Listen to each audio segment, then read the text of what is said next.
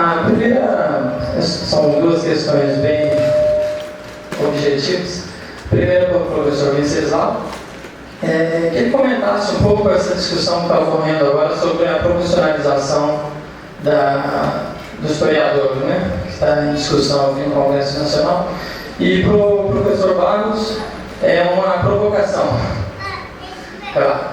E primeiro, assim, não vou fazer um histórico do marxismo, né, porque acho que o professor inclusive colocou algumas questões, mas se acompanharmos um pouco o marxismo, a gente vai ver que ele é muito volátil em vários momentos dentro do século XX, né? Então, o que era considerado, por exemplo, o marxismo mais militante, aquela coisa toda, até mesmo dentro do campo da história, né, nos anos 60, ele começa a ser questionado depois por todos os chamados revisionismo, aquelas coisas todas. Então, como pensar esse marxismo agora no século XXI, né, até pegando alguns exemplos que o próprio professor deu. Por exemplo, esses movimentos, o CUP Wall Street, né, que parece que tem uma tendência muito grande de movimentos sem partidos, até mesmo libertários, anarquistas também, e claro, a tradição da Galícia, né, dos anarquistas também, né? E também a Venezuela, por exemplo, né, como o professor coloca, que tem algumas questões internas, né, por exemplo, com repressão a movimentos sociais que não esses levados pela direita, né, mas movimentos sociais populares que acabam sendo reprimidos pelo próprio poder do Estado. Obrigado pela pergunta, Dani. Essa questão que o professor José Dani coloca, talvez uma parte do público não esteja acompanhando, mas é um movimento que já começou há vários anos e, aliás, se nós retomarmos desde a preocupação, as primeiras preocupações com a questão da profissionalização do historiador, são muitas décadas quando já se tentou oficializar ou institucionalizar o historiador, a história como uma profissão reconhecida, etc.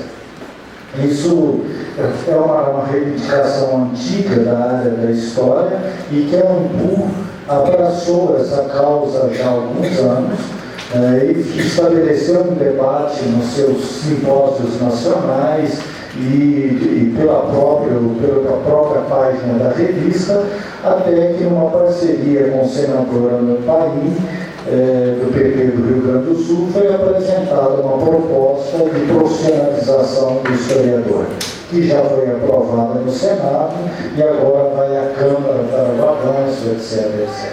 Bom, por que o professor Danilo fez essa provocação?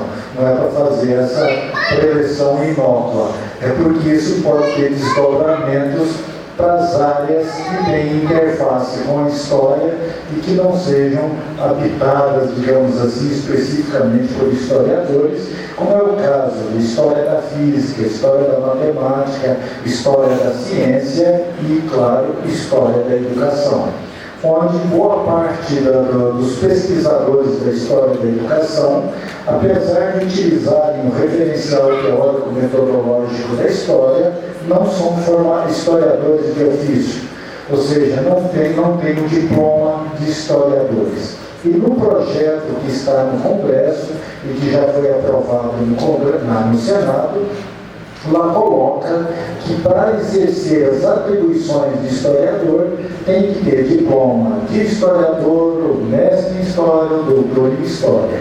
Isso então está causando um constrangimento em diversas áreas e a Sociedade Brasileira de História da Educação já abriu um debate e estamos tentando, não conseguimos uma resposta formal da ANPU, sobre como ela está percebendo essa relação, ainda com as áreas que têm interface direta com a história, como isso possa repercutir no espaço desses pesquisadores. Isso tem, inclusive, repercute nos arquivistas, nos museólogos, que muitas vezes também não poderão ocupar cargos, prestar concursos, etc., porque aí se passa a exigir que tenha o diploma de historiador. Então a sociedade está realmente promovendo um debate, tentando, não se pretende cercear o direito legítimo dos historiadores, e aqui eu falo como historiador também, que eu sou historiador de formação, o direito legítimo de reconhecimento da sua profissão, mas é necessário que se reconheça também que a história é, antes de mais nada, uma área que tem fronteiras múltiplas e que avança e recebe área, por exemplo, uma área irmã como a sociologia, como estabelecer e ter uma fronteira específica entre elas. Então eu acho que é mais um desafio que está colocado para o campo da história da educação também, e ver como se acomodar num novo cenário onde o historiador passe a ter, vamos dizer, alguns requisitos colocados burocraticamente, né, pela lei. Mas eu acredito que, no ponto de vista do trabalho de pesquisadores, não haja interferência. Possa ocorrer, sim, na ocupação dos cargos na burocracia. Aí sim vai haver um embate posterior. Eu vivi em situações muito distintas o movimento do 68 e o movimento atual, não? Primeiro, passaram 40 anos, não?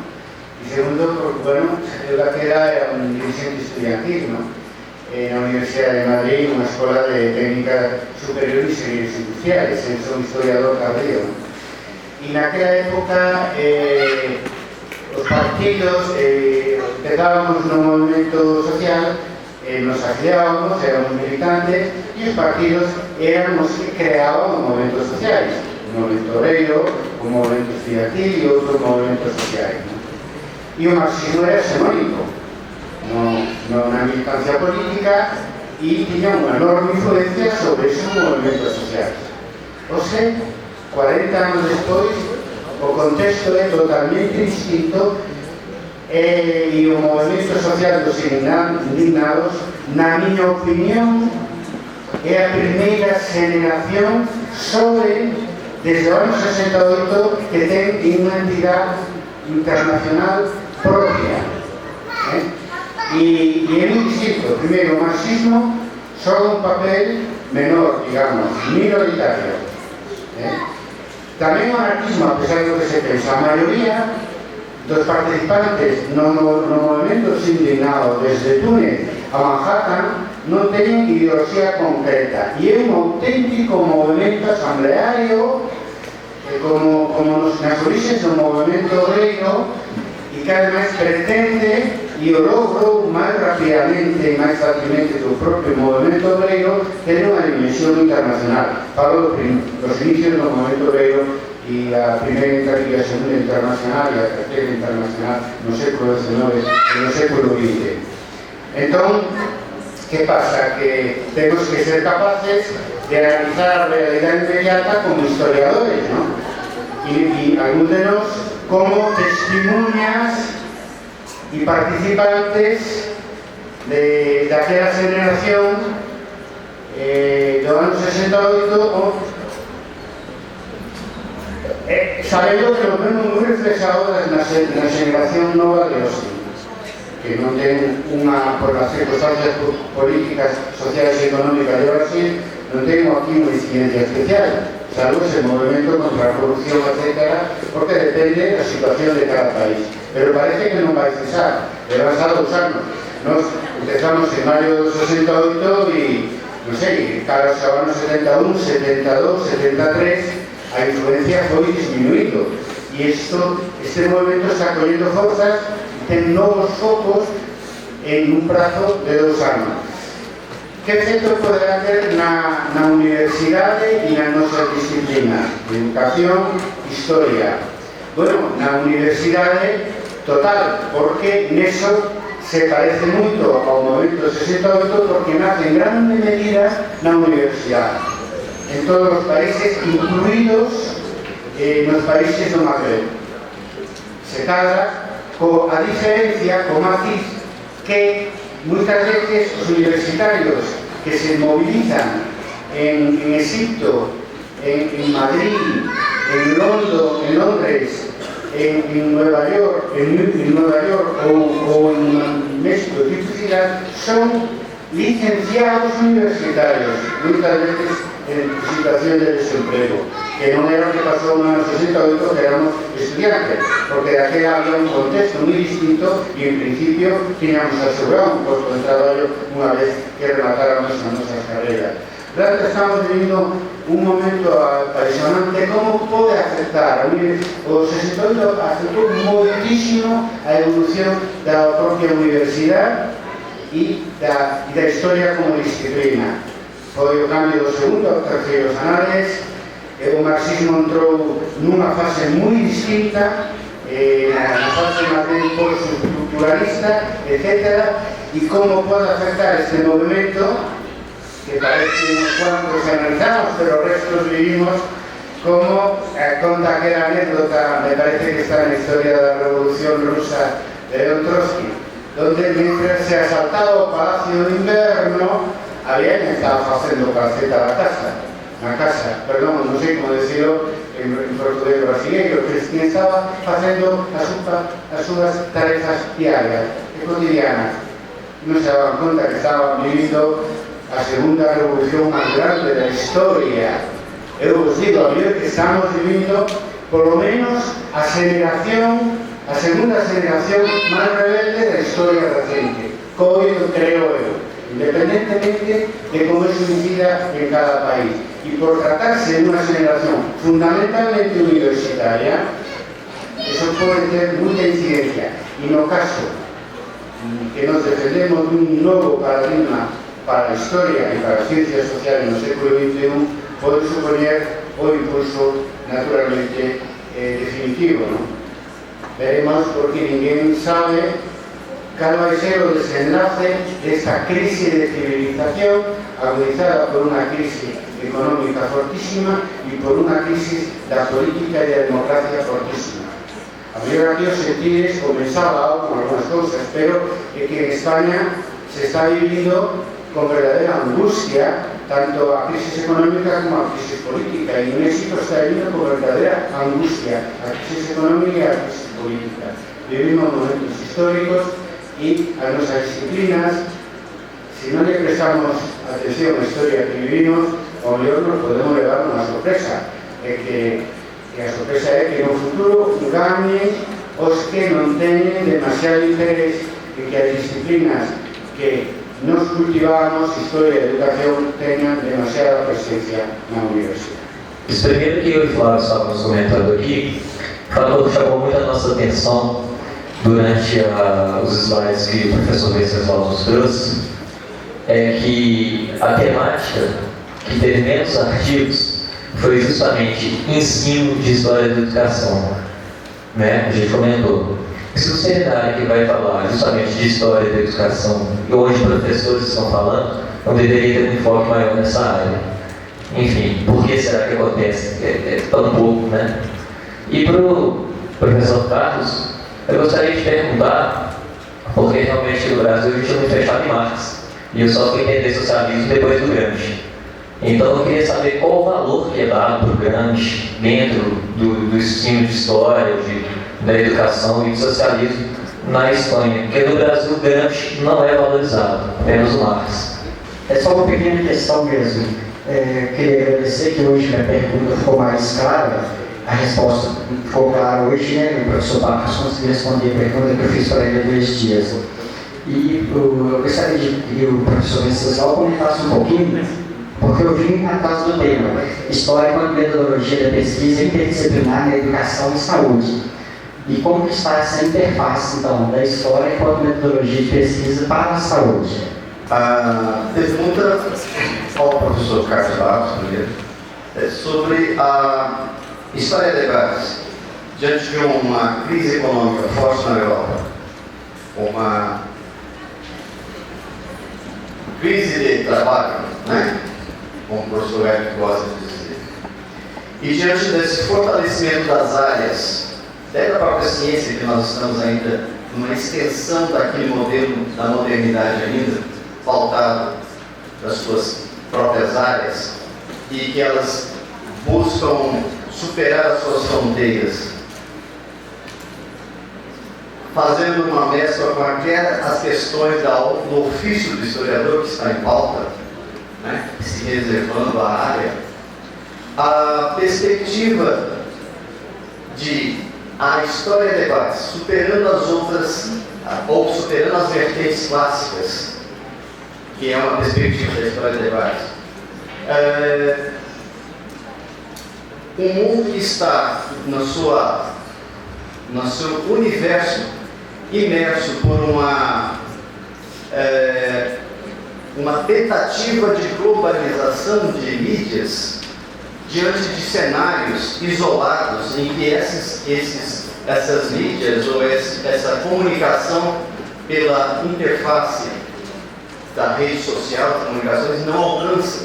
Então nós temos espaços ilhados. Se temos 7 bilhões de habitantes, nem todos os habitantes têm acesso a essa comunicação em rede social. Faço uma questão pela perspectiva de a comunicação, então, está sendo pautada como em ciclos passados de alguns, dizendo que os outros devem pensar ou elaborar as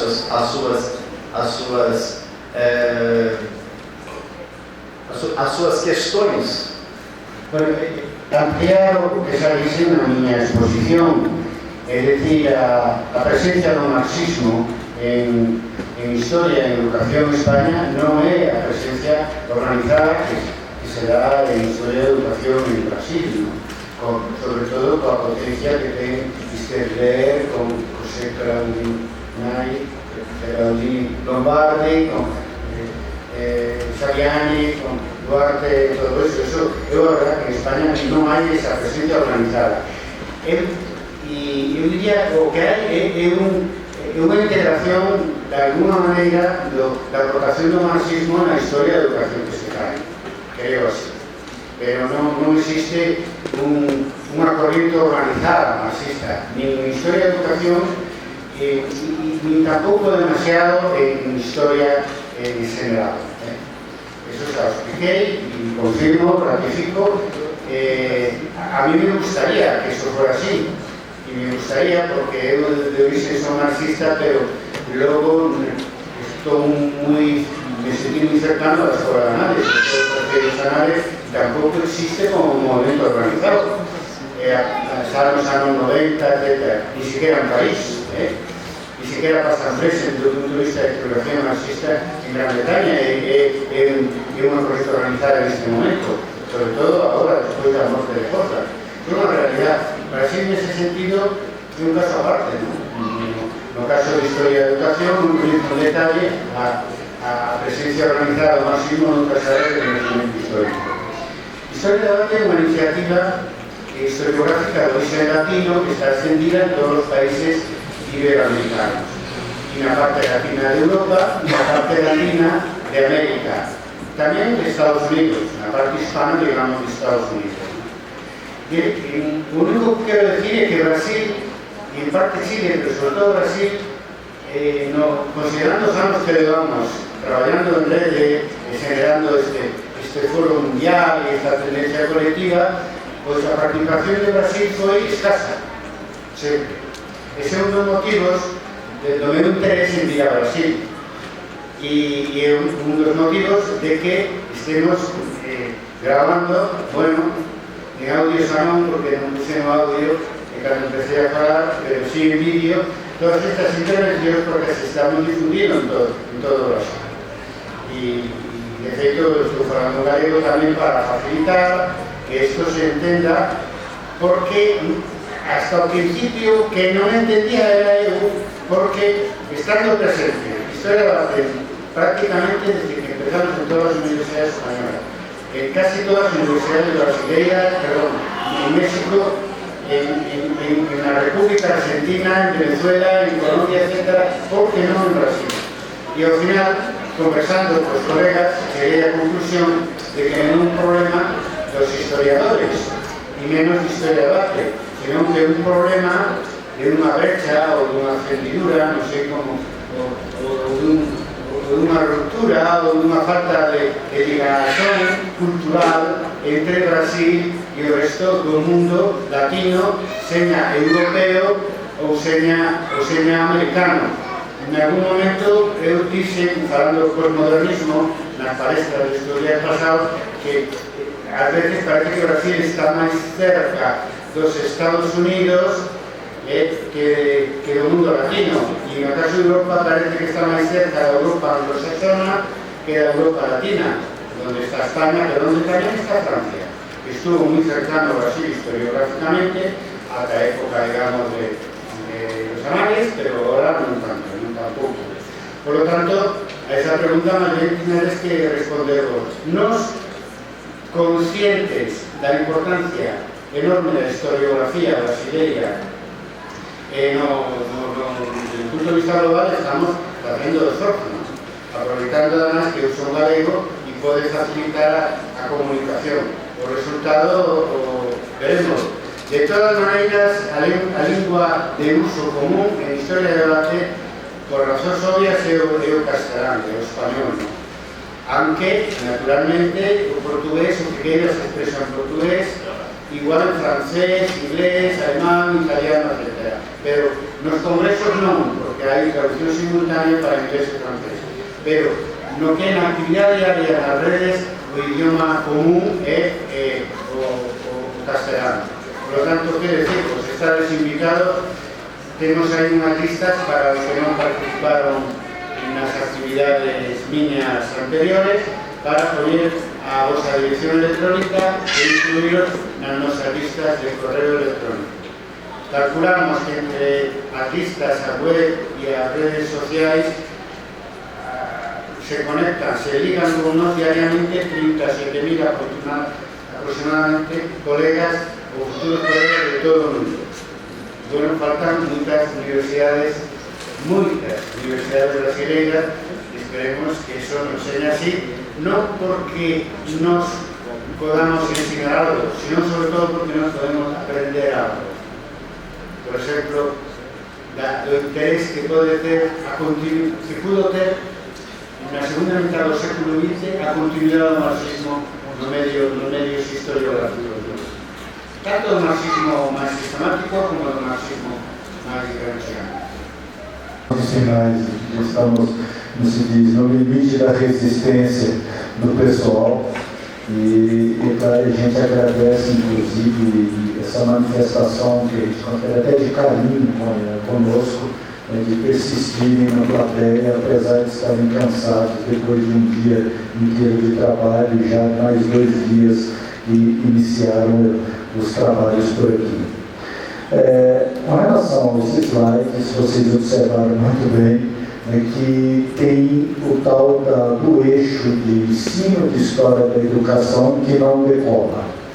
E, apesar de não decolar e ser decisão da diretoria da sociedade de manter, porque um dos objetivos nossos, às vezes, é lançar temas para atrair novos campos para pesquisa no interior da história da educação.